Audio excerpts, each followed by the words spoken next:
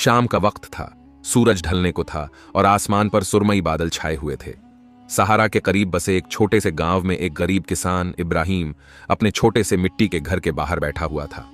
उसके चेहरे पर गहरी थकान और उदासी की लकीरें साफ झलक रही थीं। वो एक सीधा सादा इंसान था, मगर हालात ने उसे इतना मजबूर कर दिया था कि अब उसके लिए अपने बीवी बच्चों का पेट भरना भी मुश्किल हो गया था। इब्राहिम के पास बस एक छोटा सा खेत था जो अब सूखा पड़ा था। पानी की कमी और मौसम की सख्ती ने उसकी खेती को तबाह कर दिया था। वो रोज मस्जिद जाकर अल्लाह से दुआ करता, मगर हालात सुधरने का नाम नहीं ले रहे थे। उसकी बीवी फातिमा एक नेक औरत थी जो अपने शौहर का हर हाल में साथ देती थी। उनके 3 बच्चे थे। सबसे बड़ा लड़का यूसुफ जो अब 12 साल का हो चुका था, और 2 छोटी बच्चियां अमीना और मरियम। उस दिन इब्राहिम खेत से खाली हाथ लौटा था। घर में एक वक्त के खाने के लिए भी कुछ नहीं बचा था। फातिमा ने जब ये देखा तो उसकी आंखों में आंसू आ गए, मगर उसने अपने शौहर के सामने कोई शिकवा नहीं किया। वो जानती थी कि इब्राहिम पहले ही बहुत परेशान था। रात का वक्त हो गया था, बच्चे भूख से तड़प रहे थे। इब्राहिम ने अपनी बीवी की तरफ देखा और कहा, फातिमा, मैं कुछ इंतजाम करने की कोशिश करता हूं, अल्लाह मालिक है। इतना कहकर वो अपने पुराने कपड़े पहनकर गांव के बाजार की तरफ निकल पड़ा। वो उम्मीद कर रहा था कि शायद कोई उसे थोड़ा बहुत उधार दे दे, जिससे वो अपने बच्चों के लिए कुछ खाना ला सके। मगर बाजार पहुंचकर उसे और भी मायूसी हुई। दुकानदारों ने उसकी मुफलिसी देखकर उसे नजरअंदाज कर दिया। कोई भी उसे उधार देने को तैयार नहीं था। इब्राहिम के लिए यह सब बहुत शर्मिंदगी की बात थी। वो अल्लाह की तरफ देखकर रो पड़ा, ऐ अल्लाह, मेरा क्या कसूर है? मेरे बच्चों का क्या कसूर है? तू ही हमारी मदद कर सकता है। वो थके हारे कदमों से अपने घर लौट रहा था कि अचानक उसे एक अजनबी की आवाज सुनाई दी, भाई, तुम बहुत परेशान लग रहे हो, क्या बात है? इब्राहिम ने देखा कि एक लंबा चौड़ा आदमी उसके सामने खड़ा था। उसकी आंखों में अजीब सी चमक थी और उसकी आवाज बहुत गहरी और रहमदिल थी। इब्राहिम ने हल्के से सिर झुकाकर कहा, भाई, मैं एक गरीब किसान हूं, मेरे बच्चे भूखे हैं और मेरे पास कुछ भी नहीं है। मैं अल्लाह से उम्मीद लगाए बैठा हूं कि वो मुझे कोई रास्ता दिखाए। अजनबी ने मुस्कुराकर कहा, अल्लाह की राह बहुत रहमत वाली है और उसकी मदद हर जगह मौजूद है। क्या तुम मुझ पर भरोसा कर सकते हो? इब्राहिम ने सिर हिलाया। अजनबी ने अपनी जेब से कुछ अशरफियां निकालकर उसके हाथ पर रख दी और कहा, इससे अपने घर के लिए कुछ खाना ले जाओ, मगर याद रखना, यह सिर्फ एक इम्तिहान है। अल्लाह तुम्हारी सच्चाई को देख रहा है। इब्राहिम की आंखें नम हो गईं। उसने शुक्रिया अदा किया और जल्दी से बाजार गया। उसने अपने बच्चों के लिए खाने का सामान खरीदा और खुशी खुशी घर लौट आया। फातिमा ने जब अपने शौहर के हाथ में खाने का सामान देखा तो उसकी आंखों में भी खुशी के आंसू आ गए। बच्चों ने खुशी खुशी खाना खाया और वो सब पहली बार चैन से सोए। मगर इब्राहिम के दिल में एक अजीब सा ख्याल आया। वो अजनबी कौन था? उसने क्यों उसकी मदद की? और वो जो कह रहा था कि ये सिर्फ एक इम्तिहान है, इसका क्या मतलब था? रात के सन्नाटे में इब्राहिम की आंखों में नींद नहीं थी। उसकी बीवी और बच्चे तो सुकून से सो गए थे, मगर उसके दिल में अजीब से सवाल उठ रहे थे। उसने सोचा कि कहीं ये अल्लाह की तरफ से कोई इशारा तो नहीं? क्या ये वाकई एक इम्तिहान था? क्या अल्लाह उसकी सच्चाई को परखना चाहता था? वो देर रात तक करवटें बदलता रहा। अचानक उसे लगा कि उसके घर के बाहर किसी की आहट है। उसने धीरे से दरवाजा खोला और बाहर झांका, मगर वहां कोई नहीं था। चारों तरफ सन्नाटा था, सिर्फ हल्की हवा के चलने की आवाज आ रही थी। उसका दिल और तेज धड़कने लगा। उसने सोचा कि शायद यह उसका भ्रम था, मगर फिर भी वो चौकन्ना हो गया। उसे ऐसा महसूस हो रहा था कि कुछ बड़ा होने वाला है। सुबह की अजान की सदा फिजा में गूंज रही थी। इब्राहिम की आंख खुली तो उसने महसूस किया कि उसके अंदर एक अजीब सी बेचैनी थी। वो फौरन वुजू करने उठा और मस्जिद की तरफ निकल पड़ा। मस्जिद में नमाज के बाद भी उसका दिल हल्का नहीं हुआ, जैसे कोई अनजान खौफ उसके अंदर घर कर गया था। जब वो मस्जिद से बाहर निकला तो बाजार में कुछ हलचल थी। गांव के कुछ लोग आपस में फुसफुसा रहे थे। इब्राहिम ने पास जाकर पूछा, क्या हुआ भाई, इतने परेशान क्यों हो? एक बुजुर्ग ने कहा, रात को गांव के बाहर एक अजनबी आदमी दिखा था। कोई नहीं जानता कि वो कौन था और यहां क्या कर रहा था। कुछ लोग कह रहे हैं कि वो बहुत रहस्यमयी लग रहा था। इब्राहिम का दिल जोर से धड़कने लगा। कहीं ये वही अजनबी तो नहीं था जिसने कल उसकी मदद की थी? उसका मन बेचैन हो गया। उसने सोचा कि उसे खुद जाकर देखना चाहिए। दोपहर के वक्त इब्राहिम अपने खेत की तरफ गया। वहां उसने देखा कि वही अजनबी पास के एक पेड़ के नीचे बैठा हुआ था। उसके कपड़े धूल से भरे थे, मगर उसकी आंखों में एक अजीब सी चमक थी। इब्राहिम हिम्मत करके उसके पास गया और कहा, आप यहां क्या कर रहे हैं भाई? और आपने कल रात जो कहा था उसका क्या मतलब था? अजनबी ने हल्की मुस्कान के साथ जवाब दिया, सब्र करो इब्राहिम, बहुत जल्द तुम्हें सब कुछ समझ आ जाएगा। अल्लाह तुम्हें एक बड़ा इम्तिहान देने वाला है। बस अपनी नीयत साफ रखना और जो भी हो उससे डरना मत। इब्राहिम को लगा कि उसकी रगों में खून जम गया है। क्या यह किसी बड़े बदलाव की आहट थी? मगर उसने खुद को संभाला और कहा, आप कौन हैं? क्या मैं आपको जानता हूं? अजनबी ने मुस्कुराते हुए कहा, अब तक नहीं जानते, मगर बहुत जल्द जान जाओगे। अल्लाह की रहमत तुम्हारे साथ है। जब इब्राहिम घर लौटा तो उसने देखा कि फातिमा चिंतित बैठी थी। उसने पूछा, क्या हुआ फातिमा, तुम इतनी परेशान क्यों लग रही हो? फातिमा ने रुंधे हुए गले से कहा, यूसुफ की तबीयत अचानक बहुत खराब हो गई है। वो तेज बुखार में तप रहा है। न हमारे पास दवा है और न कोई इलाज का इंतजाम। इब्राहिम का दिल डूब गया। यूसुफ उनकी उम्मीद था, उनका सहारा था। अगर उसे कुछ हो जाता तो?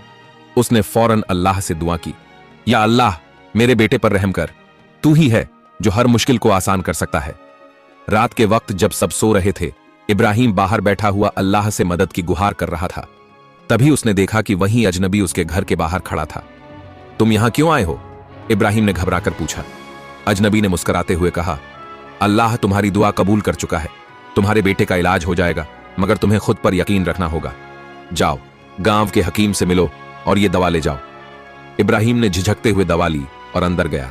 उसने वो दवा यूसुफ को पिलाई और चंद घंटों बाद यूसुफ की हालत बेहतर होने लगी। ये देखकर इब्राहिम की आंखों में आंसू आ गए। ये कैसी रहमत थी? ये अजनबी कौन था? क्या वाकई अल्लाह उसकी मदद के लिए किसी को भेज रहा था? अगली सुबह जब इब्राहिम ने अजनबी को ढूंढने की कोशिश की तो वो गांव में कहीं नहीं मिला। उसने गांव वालों से पूछा, मगर किसी ने भी उसे नहीं देखा था। अब इब्राहिम के लिए यह सवाल और भी गंभीर हो गया था। आखिर यह शख्स कौन था और वो बार बार उसकी मदद क्यों कर रहा था? क्या यह कोई फरिश्ता था या फिर अल्लाह के किसी करिश्मे का हिस्सा? कुछ ही दिन बीते थे कि गांव में एक और मुसीबत आ गई। राजा के दरबार से कुछ सैनिक गांव में आए और उन्होंने ऐलान किया, राजा का हुक्म है कि इस साल हर किसान को दुगनी फसल का कर देना होगा। जो नहीं देगा उसे कड़ी सजा मिलेगी। गांव में कोहराम मच गया। पहले ही बारिश न होने के कारण फसलें कम थीं और अब यह नया फरमान। इब्राहिम के लिए यह और बड़ा इम्तिहान था। वो रात भर जागकर अल्लाह से दुआ करता रहा। उसने सोचा कि अब क्या किया जाए। फसल तो बहुत कम थी और अगर वो कर नहीं चुका पाया तो सजा भुगतनी पड़ेगी। उसी रात जब इब्राहिम सोने ही वाला था तो दरवाजे पर दस्तक हुई। उसने दरवाजा खोला, मगर बाहर कोई नहीं था।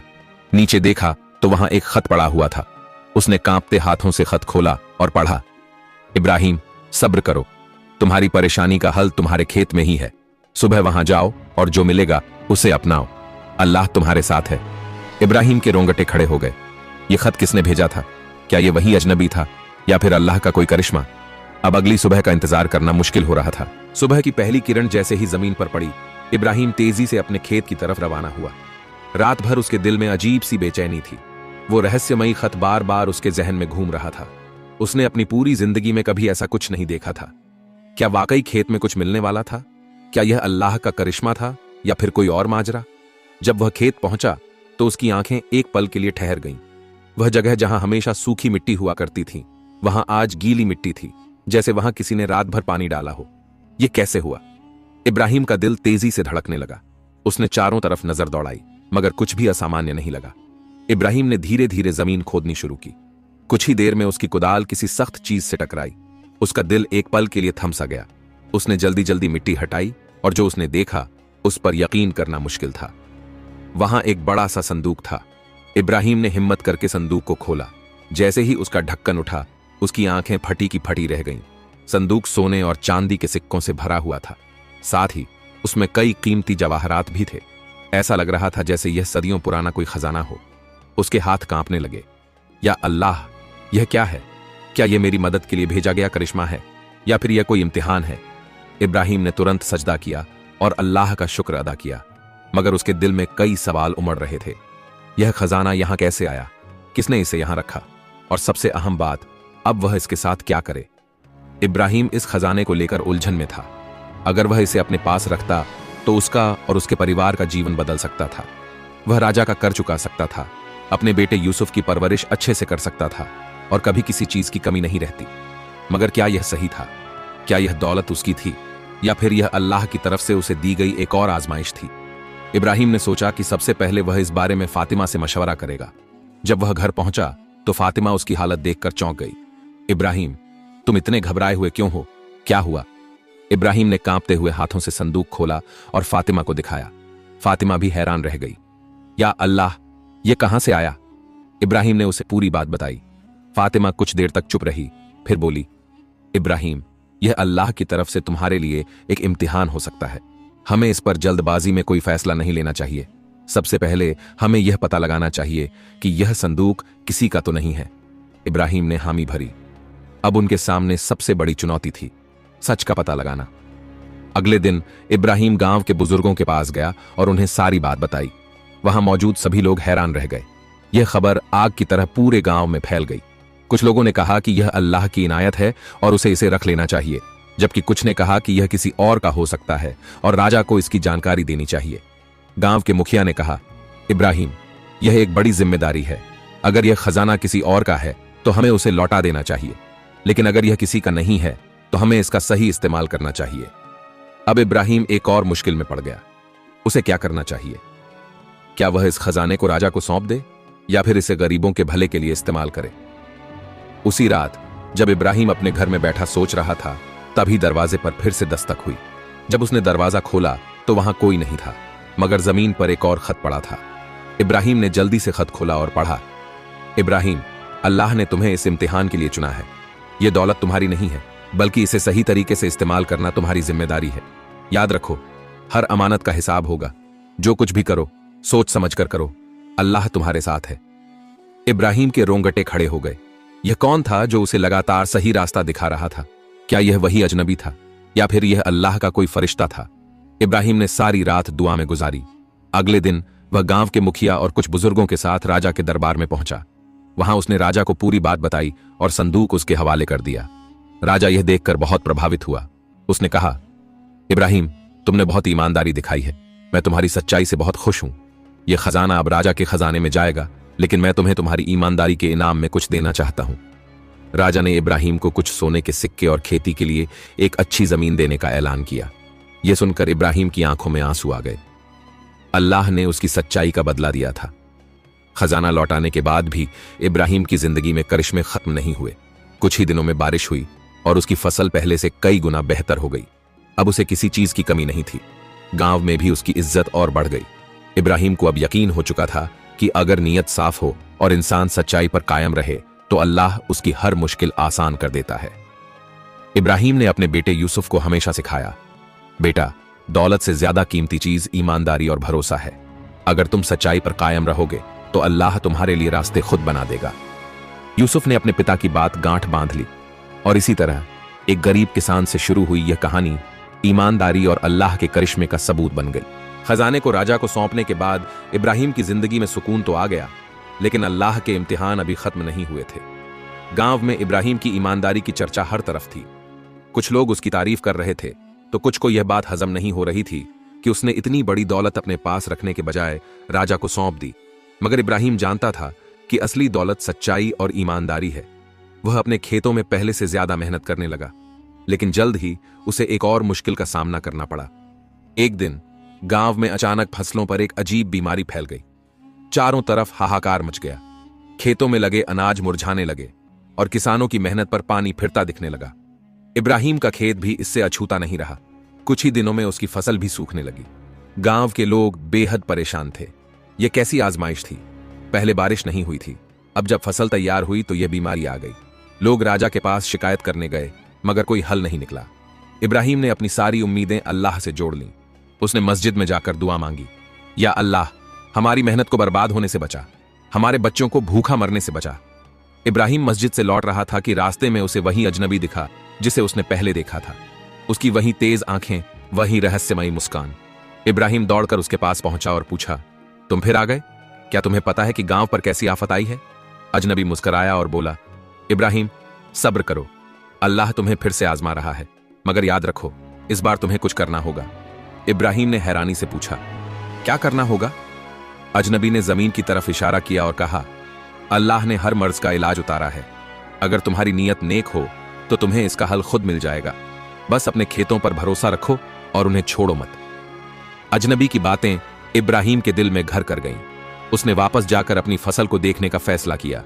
जब वह खेत पहुंचा तो उसने गौर किया कि कुछ पौधे अभी भी हरे थे। उसने उनकी जड़ों को ध्यान से देखा तो पाया कि वे बाकी पौधों से अलग थे।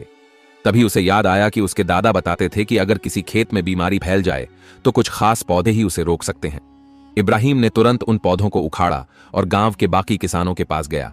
उसने उन्हें बताया कि शायद ये पौधे बाकी फसलों को बचाने में मदद कर सकते हैं। गांव वालों ने पहले तो उसकी बात को अनसुना किया, मगर जब इब्राहिम ने खुद अपने खेत में इसका इस्तेमाल किया और कुछ दिनों में उसकी फसल फिर से हरी भरी हो गई तो सब उसकी तरफ दौड़ पड़े। धीरे धीरे गांव के बाकी किसानों ने भी इब्राहिम की सलाह मानी। उन्होंने वही पौधे अपने खेतों में लगाए और कुछ ही हफ्तों में फसलों की बीमारी कम होने लगी। यह देखकर गांव वालों की खुशी का ठिकाना नहीं रहा। अब सबको यकीन हो गया था कि अल्लाह ने इब्राहिम के जरिए उनकी मदद की थी। कुछ लोगों ने कहा, इब्राहिम को राजा के पास जाना चाहिए और इस इलाज के बारे में बताना चाहिए। यह सिर्फ हमारे गांव की नहीं, पूरे राज्य की समस्या का हल हो सकता है। गांव वालों के कहने पर इब्राहिम राजा के दरबार में गया। उसने राजा को पूरी बात बताई और बताया कि कैसे इन पौधों की वजह से फसलों की बीमारी कम हुई। राजा यह सुनकर बेहद खुश हुआ। उसने तुरंत राज्य के सभी किसानों को यह तरीका अपनाने का हुक्म दिया। राजा ने इब्राहिम की सूझबूझ और मेहनत को देखकर उसे बड़ा इनाम देने का ऐलान किया, मगर इब्राहिम ने फिर से अपनी सादगी और ईमानदारी दिखाई। उसने कहा, मुझे किसी इनाम की जरूरत नहीं। अगर आप सच में मेरी मदद करना चाहते हैं तो गांव के गरीब किसानों का कर माफ कर दीजिए। राजा ने इब्राहिम की दरख्वास्त मान ली और पूरे गांव का कर माफ कर दिया। यह सुनते ही गांव में खुशी की लहर दौड़ गई। अब किसानों के चेहरे पर मुस्कान थी और उनके खेत फिर से लहलहाने लगे थे। जब इब्राहिम अपने घर लौटा तो उसने सजदा किया और अल्लाह का शुक्र अदा किया। उसने अपने बेटे यूसुफ को पास बुलाया और कहा, बेटा, याद रखो, मुश्किलें आती रहेंगी, मगर अगर नीयत सही हो और सब्र रखा जाए तो अल्लाह का करिश्मा जरूर होता है। यूसुफ ने अपने पिता की बात ध्यान से सुनी और उसे अपने दिल में बसा लिया। गांव में इब्राहिम की इज्जत और बढ़ गई थी। अब हर कोई उसकी सलाह को अहमियत देने लगा था। मगर क्या इब्राहिम की जिंदगी की मुश्किलें यहीं खत्म हो गई थीं, या फिर अल्लाह ने उसके लिए और कुछ तैयार कर रखा था? गांव में अब खुशहाली लौट आई थी।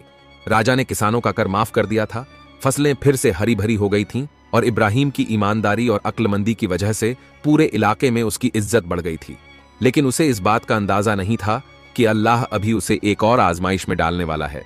इब्राहिम एक दिन अपने खेतों में काम कर रहा था कि अचानक गांव के कुछ लोग दौड़ते हुए उसके पास आए। उनके चेहरे पर डर साफ झलक रहा था। इब्राहिम भाई, मुसीबत आ गई। राजा के दरबार से सिपाही आ रहे हैं और वो तुम्हें पकड़कर ले जाने वाले हैं। इब्राहिम हैरान रह गया। मुझे? मगर क्यों? मैंने क्या किया? गांव के बुजुर्ग ने आगे बढ़कर कहा, हमें नहीं पता, मगर खबर यह है कि किसी ने राजा के पास जाकर तुम्हारी शिकायत की है कि तुमने खजाना लौटाने में बेईमानी की और उसमें से कुछ जवाहरात अपने पास रख लिए। यह सुनते ही इब्राहिम के पैरों तले जमीन खिसक गई। क्या यह कोई साजिश थी? मगर किसने की और क्यों?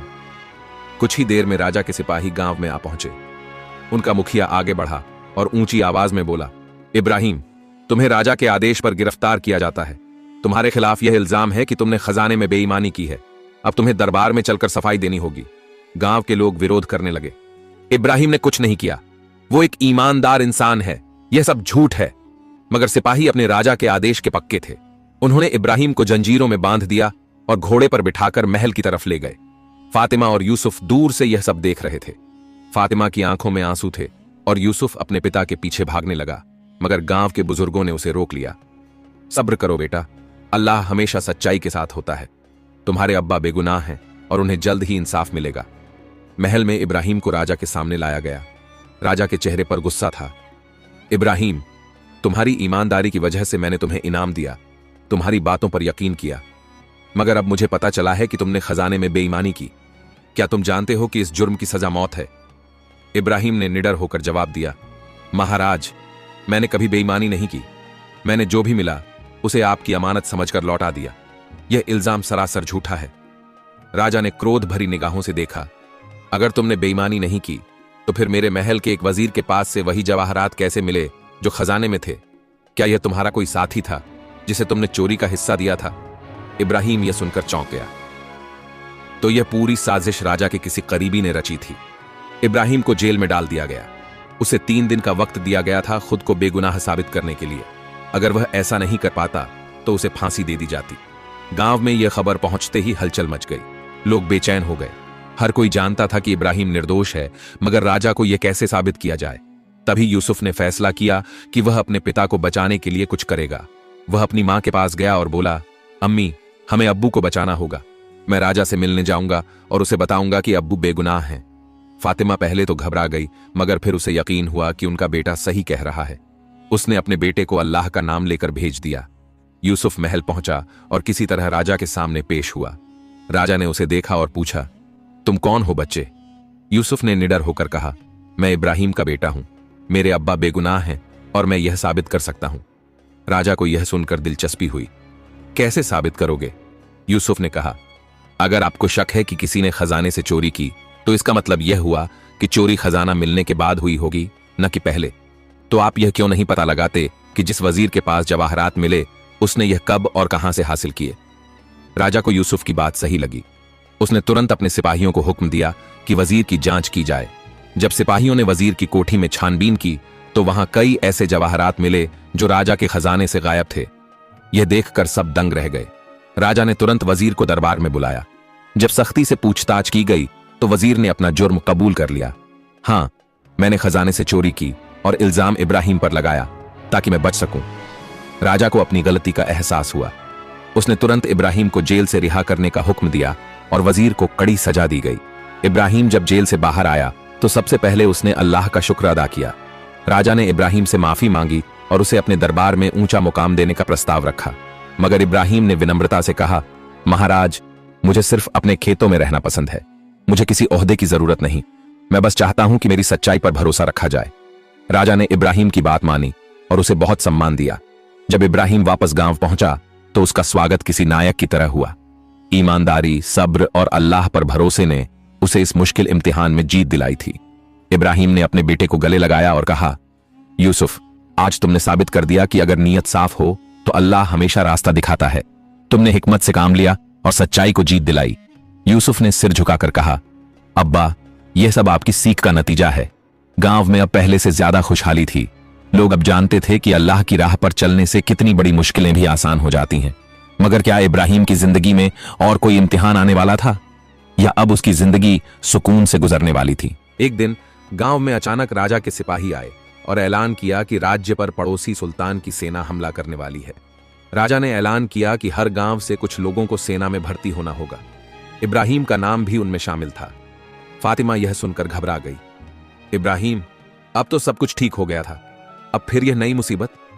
इब्राहिम ने सब्र के साथ जवाब दिया, फातिमा, यह भी अल्लाह की मर्जी है। अगर उसने मुझे इस इम्तिहान में डाला है तो वही मुझे बाहर भी निकालेगा। इब्राहिम को सेना में भर्ती कर लिया गया और उसे कड़ी ट्रेनिंग से गुजरना पड़ा। उसने कभी तीर तलवार नहीं चलाई थी, मगर उसकी मेहनत और लगन ने उसे एक काबिल सिपाही बना दिया। कुछ ही महीनों में युद्ध का ऐलान हो गया और उसे सेना के साथ दुश्मन के खिलाफ कूच करना पड़ा। जब युद्ध शुरू हुआ तो इब्राहिम ने पूरी बहादुरी से लड़ा। उसने कई दुश्मनों को परास्त किया, मगर तभी एक खतरनाक पल आया।